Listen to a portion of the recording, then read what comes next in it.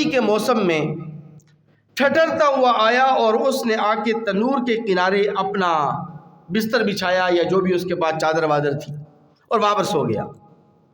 بادشاہ اپنے محل کی بالکونی سے اسے دیکھ رہا تھا اور بڑے غور سے دیکھ رہا تھا کہ یہ فقیر تنور کے کنارے سڑک کے کنارے اپنا بچھونا بچھا کر وہاں پر سو گیا۔ صبح جب ہوئی تو علیہ صبح بادشاہ نے اپنے کارندوں کو حکم دیا کہ اس تنور کے کنارے جو فقیر سویا ہوا تھا اس کو میرے دربار میں پیش کیا جائے۔ فقیر دربار میں پیش ہو گیا۔ بادشاہ نے اس سے پوچھا کہ تمہاری رات کیسے گزری؟ اس فقیر نے کیا ایمان افروز جواب دیا ہے، اس کا جواب آب زر سے لکھنے کے قابل ہے، اور اس جواب میں ہمارے لیے بہت سارا سبق ہے۔ اس سبق کو میں آپ کے سامنے رکھنا چاہتا ہوں۔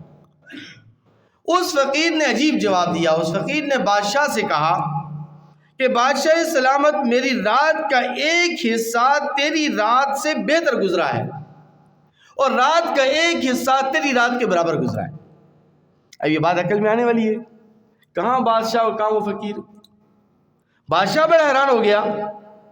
بادشاہ نے کہا تیرا دماغ تو خراب نہیں؟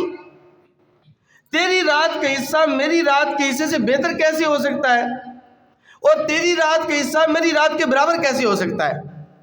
میں بادشاہ ہوں، میں اپنے محل کے اندر تھا، نرم گرم بستروں کے اوپر تھا، ریشم کے بستر کے اوپر عمدہ قسم کے قالین، عمدہ قسم کا بیڈ، اور اس بیڈ کے اوپر عمدہ قسم کے بستر، ریشم کے بستر، اور میرے ارد گرد نوکر چاکر اور خادم، اور تو تنور کے کنارے پڑا رہا پوری رات اور سردی سے ٹھٹرتا رہا، تو تیری رات کا حصہ میری رات کے حصے سے افضل کیسے ہو سکتا ہے اور برابر کیسے ہو سکتا ہے؟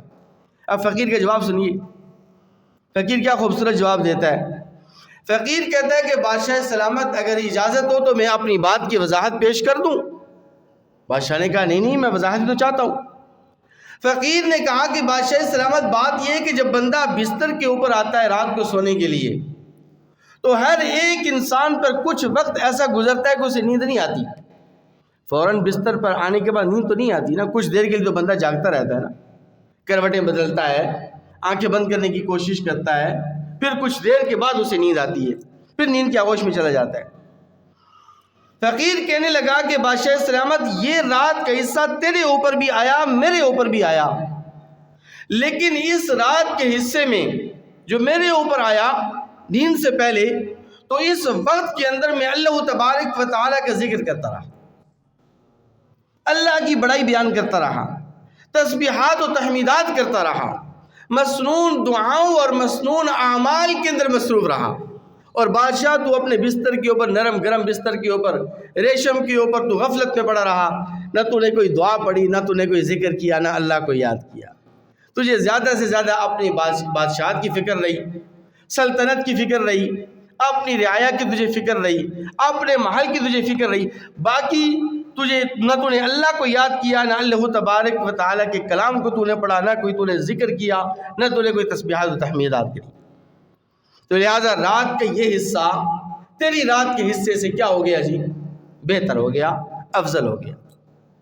اس کے بعد جب تو بھی نیند کی آغوش میں چلا گیا، میں بھی نیند کی آغوش میں چلا گیا، تو بھی سو گیا میں بھی سو گیا، اور جب انسان سو جاتا ہے، نیند کی آغوش کے اندر چلا جاتا ہے، تو اس وقت پھر انسان کو کوئی شعور نہیں ہوتا، کوئی احساس نہیں ہوتا میں زمین کے اوپر ہوں، بچھونے کے اوپر ہوں، عمدہ قسم کے قالین اور گدوں کے اوپر سویا ہوا ہوں، عمدہ قسم کے بیڈ کے اوپر میں سویا ہوا ہوں، یا سڑک کے کنارے پڑا ہوا ہوں۔ نیند کی آغوش میں انسان کو کوئی شعور باقی نہیں رہتا۔